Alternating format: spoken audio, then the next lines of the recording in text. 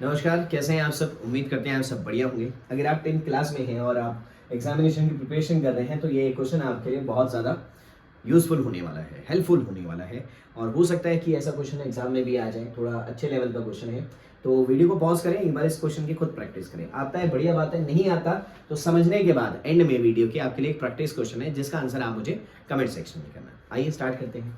तो यहाँ पे वो कह रहा है कि एक राइट एंगल ट्राइंगल है जिसकी साइड 15 एंड 20 सेंटीमीटर है एक्सेप्ट हाइपोटेन्यूज की, और वो जो ट्राइंगल है वो रिवॉल्व हो रही है अबाउट इट्स हाइपोटेन्यूज। ठीक है, अपने हाइपोटेन्यूज के अबाउट वो क्या हो रही है, रिवॉल्व हो रही है, घूम रही है। और ऐसा रिवॉल्व होने से हमें एक डबल कोन वाली शेप मिल रही है और आपने उस डबल कोन शेप का जो है वॉल्यूम निकालना है। यहां पर यूज करना है पाई की जगह 3.14। आइए पहले जरा समझते हैं कहानी को थोड़ा सा, पहले बिल्कुल बेसिक तरीके से, फिर हम एक्चुअल जो इसका डायग्राम बनेगा उस पर आएंगे। तो देखो, अगर मैं सिंपल सी भाषा में आपसे बात करूं, सिंपल लैंग्वेज में कहूं, तो ये एक राइट एंगल ट्राइंगल है, ये रिवॉल्व हो रही है, ये फिक्स है, ये पार्ट घूम रहा है। ठीक है, तो इस डायग्राम को समझने के लिए जो इसका एक्चुअल डायग्राम है उसको बना लेते हैं।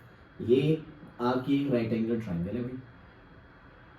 ठीक है, ये राइट एंगल ट्राइंगल है आपकी। ये 90 डिग्री है, ये 15 हो गया, ये 20 सेंटीमीटर हो गया।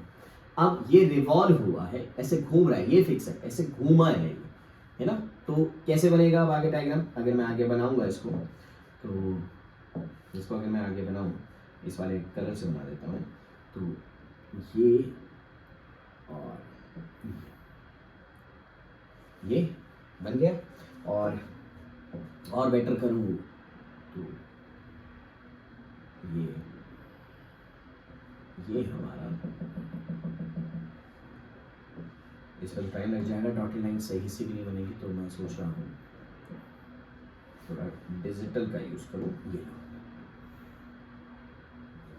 ये एक डबल कोन बन गया। एक कोन ये रहा हमारा, ये वाला, जिसका नाम अगर मैं दूं, नाम नेमिंग अगर ऐसे मैं दूं, ये मान लो ए, ये बी, ये सी, है ना। एक कोन ये रहा, अगर आप ध्यान से देखो, ये वाला एक कोन, ये वाला, ये जो व्हाइट वाला था पूरा का पूरा व्हाइट कर रहा हूँ, एक कोन ये रहा, एक कोन ये छोटे वाला, ये 15 तो ये भी 15, ये 20 तो ये भी 20। तो सबसे पहले पाइथागोरस लगा के 15 का स्क्वायर प्लस 20 का square is equal to, let suppose जो ये ओ मान लेते हैं, ओ ए जो है, ओ ए का होल स्क्वायर, इसका 225, ये 400, दोनों को ऐड करा तो 625 हो गया।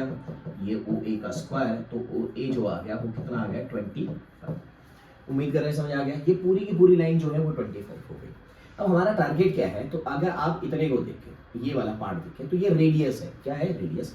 और इन दोनों कोण की एक की हाइट ये h1, ये रही h1, एक की हाइट h1 और इसकी हाइट हमने कह दी h2। ये क्या कह दिया हमने? h2। दूसरे वाले की हाइट हमने h2 बोल दी। दोनों में रेडियस कॉमन है, तो ये छोटे वाले कोण के लिए भी r और बड़े वाले कोण के लिए भी क्या है? r। रेडियस आ रही है। अब हमारा टारगेट है कि हम ये रेडियस और हाइट को कैलकुलेट करें, फाइंड आउट करें। तो वो करने के लिए जरा ध्यान से समझिएगा इस क्वेश्चन को कैसे करेंगे। मैं थोड़ा ये कलर ले रहा हूँ। ये एक राइट एंगल ट्राइंगल है, अगर आप समझ पा रहे हो, है ना। क्योंकि अगर मैं किसी कोण में बात करूँ, राइट एक कोण की बात करूँ मैं, अगर ये मान लीजिए एक कोण है, ये इसका बेस है, ये एक राइट एंगल ट्राइंगल बनाता है ना। ये 90 डिग्री आपका राइट सर्कुलर कोण, तो ये 90 डिग्री, इधर 90 डिग्री है, राइट से कर देता हूँ ताकि क्लियरली दिखे। ये 90 डिग्री है, ये भी 90 डिग्री, ये पूरी 25 है। थोड़ी देर के लिए मैंने यहाँ इसको m बोल दिया। थोड़ी देर के लिए मैंने कहा कि ये जो MB है, MB दैट इज x।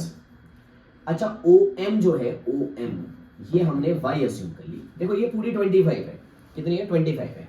ये y है, तो ये वाली क्या होगी? 25 माइनस ये वाली 25 माइनस y के इक्वल होगी। उम्मीद कर रहे समझ आ रही है ना। और ये वाली क्या हो गई हमारे पास?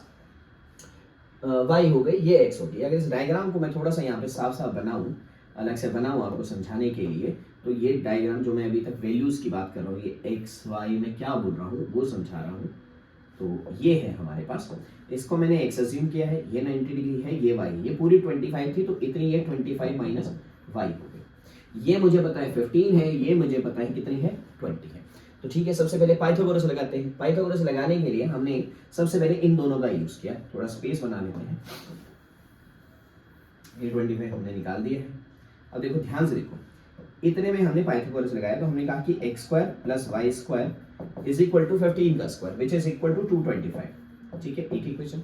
एक पाइथागोरस यहाँ लगा ली, x square plus 25 minus Y का whole square is equal to hypotenuse का स्क्वायर 20 का square which is equal to 400। ये x square plus a minus b का whole square, a square plus B square minus 2ab, 2 into 25 into y, तो minus 50y equal to 400 है ना।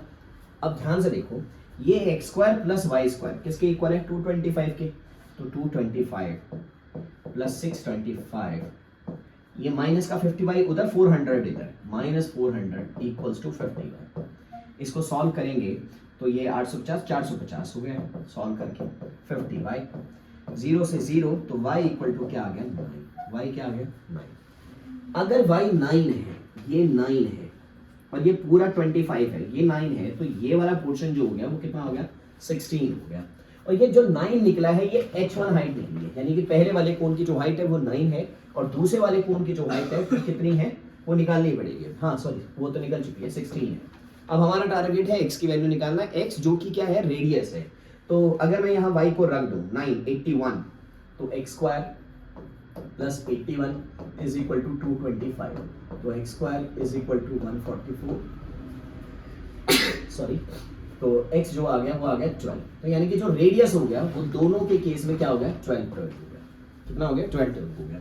उम्मीद कर रहे हैं इतनी बात समझ आ गई है, सारी चीजें आपको समझ आ गई हैं। तो जैसे जैसे वैल्यू है वैसे वैसे मैं अब क्वेश्चन में जो दिया हुआ है उसको कर लेते हैं। तो हमने कहा ये हमारे पास डायग्राम था, ठीक है, और ये हमारे पास कोण था, ये रेडियस जो है, रेडियस ये वाला रेडियस जो है वो 12 है, ये हाइट 9 है, ये हाइट 16 है, दोनों के रेडियस सेम है। अब इस कोण का वॉल्यूम की बात करूं तो 1/3 pi R square, R is what? तो आपने कहा 12 का स्क्वायर इनटू में h कितना है इसका? 9 प्लस 1/3 पाई आर स्क्वायर, इसका आर भी कितना है? 12 का स्क्वायर इनटू में h क्या है इसका? 16 है। तो अगर आप ध्यान से देखो, ये 1/3 पाई 12 स्क्वायर और 1/3 12 स्क्वायर ये कॉमन आ रहा है, तो मैंने कॉमन ले लिया 1/3 इंटू पाई की वैल्यू रख दी 314, पाई में 100, समझ गए होंगे, पाई की वैल्यू 3.14, तो पॉइंट हटाने के लिए 2 0 लगा दी, इंटू 12 इंटू 12, ये वाला पार्ट कॉमन था, 9 प्लस 16 बच गया विच इज इक्वल टू 25। उम्मीद कर रहे हैं समझ आ गया है। अब हम कैंसिल कर रहे हैं, तो 25 से ये काट दिया 4 पे, 4 पे ये काट दिया 3, 3 से कट गया ये 3, तो 12 और 314 को दोनों को क्या कर देंगे? मल्टीप्लाई कर देंगे। 314 को 12 से, 12 4 से 48, 4 बचा, 12 और 4 16, 1 36 और 1 37, तो 3768। यूनिट चेक कर लें, यूनिट किस में था? यूनिट जो था वो सेंटीमीटर में था और वॉल्यूम है तो 3768 सेंटीमीटर क्यूब जो है वो इस क्वेश्चन का आंसर आ गया, इस डबल कोन का वॉल्यूम आ गया।